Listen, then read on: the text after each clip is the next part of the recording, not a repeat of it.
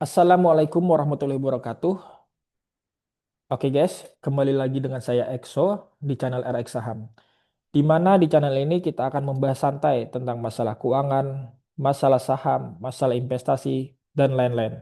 Yang pastinya membuat finansialmu lebih tenang. Oke guys, langsung aja. Jadi materi kali ini aku mau membahas tentang laporan keuangan. Oke guys, seperti tentara dengan senjatanya, terus dokter dengan stetoskopnya atau alat-alat operasinya, terus tukang dengan palu dan gergaji dan lain alat-alat lainnya. Begitupun juga kita sebagai investor. Kita wajib tahu tentang gimana cara membaca laporan keuangan. Minimal kita tahu inti-intinya ya. Berbeda dengan trader. Kalau trader tuh wajib mengetahui tentang grafiknya. Tapi kalau kita mengaku seorang investor, kita tidak tahu kita ini sebagai trader atau sebagai investor, itu sama dengan membeli kucing dalam karung ya. Jadi kita ambil comot aja, rugi jual, merah, hijau beli ya. Jadi kita minimal tahu ya kalau kita sebagai investor berarti harus tahu tentang gimana cara membaca laporan keuangan. Nggak boleh ikut-ikutan ya. Terus apa sih laporan keuangan itu? Laporan keuangan adalah dokumen yang menyajikan kondisi keuangan suatu perusahaan dalam periode tertentu. Laporan keuangan ini sangat penting banget bagi investor. Laporan keuangan ini mengetahui gimana laporan perusahaan ini sehat atau tidak, usahanya lancar atau tidak, rugi atau untung. Ya, di laporan keuangan ini penting banget. Terus di laporan keuangan ini ada laporan keuangan TW1, jadi biasanya per triwulan tuh sudah diedarkan ya, wajib wajib bagi perusahaan yang ada dalam BI untuk mengedarkan laporan keuangannya. Ada TW1, TW2, TW3, tahunan, annual report, ya, ada. Jadi wajib me- mengedarkannya atau menginformasikannya lewat BI. Gimana cara kita mengetahui laporan keuangan? Biasanya di situsnya masing-masing ada ya. Kita tinggal cari di internet, di situsnya masing-masing ada juga. Terus kita bisa juga mencarinya di situsnya IDX. Ya, IDX sini. Di langsung aja nanti tampilannya seperti ini ya, IDX. Kita tulis saja ids.co.id. Biasanya tampilan seperti ini biasanya. Kalau mau laporan keuangan langsung ada di sini. Tulis saja, klik aja di sini laporan keuangan, tinggal kamu cari aja. Mau apa? Ada row, ada. Nah, tinggal dipilih aja. Maunya tahun berapa, mau triliun berapa, berapa terserah ya. Nanti kalau sudah kita klik nanti tampilannya kita contoh aja nih, tampilan seperti ini ya. Saya ini anggap aja saya membuka Mayora, PT Mayora di TW1 tahun 2025. Ya, oke guys. Jadi yang perlu kita ketahui itu apa aja sih yang ada di dalam laporan keuangan. Jadi dalam laporan keuangan tuh dibagi ada beberapa hal. Yang pertama general atau umum, yang kedua adalah aset, yang ketiga ada laporan laba rugi, yang keempat ada arus kas atau cash flow, yang kelima adalah catatan kaki. Ya. Jadi yang pertama tuh general tuh tidak terlalu penting. Itu menjelaskan tentang sejarah profil tentang perusahaan yang akan kita baca ini ya. Ini perusahaan ini tentang Mayora, namanya apa, terus siapa yang bertanggung jawab dan lain-lain ya. Yang kedua tuh ada aset. Jadi aset itu sebenarnya mencari tahu dari mana sih perusahaan ini dari uang mana sih uang perusahaan ini dimodalkan, diperoleh, apakah dari kantong pribadi atau dari hutang, ya. Contohnya kalau seperti saya membeli laptop atau membeli laptop ya lah, anggaplah membeli laptop, apakah saya dari uang gaji saya sendiri atau saya kredit? Atau separuh-separuh, berapa? Ya. Jadi aset ini rumusnya gampang. Aset ini liabilitas ditambah ekuitas sama dengan aset. Kalau banyak liabilitasnya berarti perlu dipertanyakan kenapa ada apa dengan perusahaan ini. Tapi kalau banyak ekuitasnya berarti terbukti perusahaan ini baik. Ya, kita bahas satu-satu ya. Jadi aset. Aset ini ada dua ya, aset lancar dengan aset tidak lancar. Apa itu aset lancar? Jadi aset lancar itu adalah aset dengan tingkat likuiditas tinggi sehingga dapat diubah bentuknya menjadi kas dengan cepat. Ya, jadi kalau kita perlu cepat ada aset langsung kita jual cepat dapat uang ya. Contohnya apa? Contohnya itu adalah saldo bank, tabungan. Itu gampang kita tarikkan di ATM bisa atau kita langsung carikan di bank bisa, Senin sampai Jumat bisa ya. Kurang dari 1 tahun atau kurang dari 6 bulan lah. Intinya cepat. Deposito itu gampang juga, obligasi, saham bursa dan piutang ya. Piutang tuh perusahaan lain ada berhutang kepada kita ya. Yang kedua tuh ada aset tidak lancar. Tidak lancar itu kebalikannya dari aset lancar tadi. Jadi tidak gampang untuk dicairkan ya. Contohnya apa? Contohnya tuh adalah kayak tanah atau mesin yang ada di perusahaanmu atau bangunan dan lain-lain lah. Intinya tuh kita nggak gampang untuk mencairkannya. Yang kedua ada liabilitas. Liabilitas itu adalah hutang ya, hutang. Jadi hutang pun ada dua juga, hutang jangka panjang atau hutang jangka pendek. Biasanya hutang tuh dikatakan bagus apabila kurang dari ekuitasnya, atau harus ada lebih banyak ekuitasnya pada hutangnya ya. Berapa persen? Minimal kurang dari 100% ya. Jadi hutang jangka panjang itu apa? Hutang jangka panjang itu adalah kewajiban yang harus dibayarkan perusahaan dengan tempo lama, yaitu dalam satu siklus laporan keuangan perusahaan. Ya minimal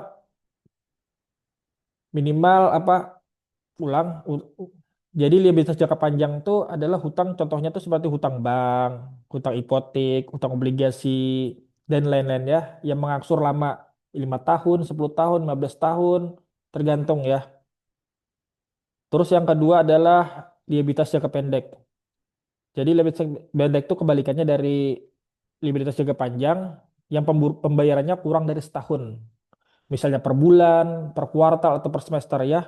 Contohnya apa? Contohnya yang kayak tagihan listrik itu kan harus sebulan harus sudah lunas tuh ya. Tagihan air atau kita ada kredit koran itu kan langsung dibayarkan aja tuh. Itu adalah liabilitas jangka pendek. Oke ya. Terus yang ketiga ada liku- ekuitas. Nih, ini kita lihat contohnya ya. Yang tadi aset, ada aset lancarnya apa? Di sini ada jumlah asetnya ya. Aset tidak lancar apa? Terus kalau dijumlahkan jumlah aset lancar dan aset tidak lancar, ini jumlahnya. Sama seperti liabilitas. Terus ada ekuitas. Ekuitas ini ada dua juga ya sebenarnya. Yang pertama adalah ekuitas yang dapat didistribusikan kepada pemilik entitas induk. Ini contohnya ini seperti pertama tuh ada modal saham ya. Modal saham tuh pertama kali berapa sih uang yang keluar dari kantong kita? Contohnya saya mengeluarkan 100.000 buat perusahaan ini atau 10 juta. Teman saya 10 juta, teman saya yang lain 10 juta. Jadi ada 30 juta, ada sampai 10 teman saya berarti ada 100 juta ya. Jadi modal awal perusahaan ini. Yang kedua ada saldo laba. Saldo laba yang tentukan penggunaannya ya. Jadi saldo laba itu sisa dari untung perusahaan dikurangi dividen ya. Jadi untung perusahaan sudah dikurangi macam-macam, dikurangi dividen, itulah saldo laba. Saldo labanya nanti dimasukkan ke ekuitas. Semakin banyak ekuitasnya semakin bagus, ya. Semakin banyak ekuitasnya semakin bagus. Jadi nanti semuanya liabilitas ditambah ekuitas itulah namanya aset. Oke ya. Semoga ngerti tentang masalah aset. Kalau nggak ngerti nanti tolong di komen aja. Yang kedua ada laporan laba rugi. Ya, ini jelas nih. Apabila rugi, berarti perusahaan itu sudah harus dipertanyakan kenapa itu rugi. Di sini ada jadwal penjualan bersih. Jadi maksudnya penjualan bersih itu adalah seluruh seluruhnya ya, atau hasil jualan kita itu ada berapa. Untuk biasanya dari kita tuh bisa dibilang omset. Omsetnya berapa? Itulah namanya penjualan bersih. Belum dikurangi apa-apa. Itu penjualan bersih. Ya, dikurangi beban pokok penjualan. Beban pokok penjualan itu apa? Hal-hal inti yang diperlukan dalam perusahaan itu atau jualan itu. Contohnya kita mau beli, mau mau usaha kopi, itu beban pokoknya itu kan ada gula, ada kopinya, ada esnya, itu beban pokok ya. Kalau dikurangi antara omset dengan beban pokok itu namanya laba kotor ya. Laba kotornya dapat. Terus masih laba kotor tuh masih ada, kalau sudah dapat kita laba kotor, ada namanya beban usaha. Apa itu beban usaha? Beban usaha tuh segala hal yang tidak termasuk dalam inti dalam penjualan itu ya. Contohnya adalah gaji karyawan atau iklan, penunjang-penunjang gimana perusahaan itu ya, gimana jualan itu, gimana jualan itu berjalan. Nanti kalau sudah dikurangi dari laba kota dengan beban usaha ada laba usaha ya. Laba usahanya nanti ada lagi dikurangi lagi beban lain-lain. Kita nggak tahu. Contohnya ada bunga, ada tambah, misal tambah ada tambahan bunga, masukkan lagi, habis itu ada kita atau bunga ke lain atau lain-lain lah ya. Masih dikurangi lagi, setelah itu masih ada lagi dikurangi pajak lagi ya. Kalau itu tadi laba sebelum pajak, itu lagi dikurangi lagi pajak. Terus yang setelah setelah itu baru namanya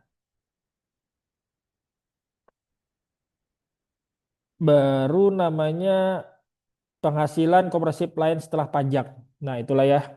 Jadi hasil akhirnya nanti, tapi yang paling penting di sini, yang paling penting itu adalah laba per saham. Lah, laba per saham. Ini sudah dicarikan laba per saham. Jadi laba per saham itu hasil semuanya tadi, jumlah penghasilan komersil yang dapat dihasilkan kepada pemilik induk tuh masih dibagi lagi, dibagi dengan jumlah saham beredar, itulah laba per saham. Kalau laba per saham kita lebih bagus daripada sebelumnya, itu bagus ya. Diharapkan setiap tahun atau setiap triwulan tuh laba sahamnya tuh makin naik, makin naik dan makin naik. Ya, itu namanya growth atau pertumbuh. Jadi laba sahamnya makin tumbuh. Semakin tinggi laba sahamnya semakin bagus. Ya, itu yang penting aja tadi. Untuk penting lagi tadi omsetnya dikurangi beban pokoknya, dikurangi beban usahanya, dikurangi lagi beban-beban lainnya lagi, dikurangi pajak lagi. Ya, itu yang penting aja.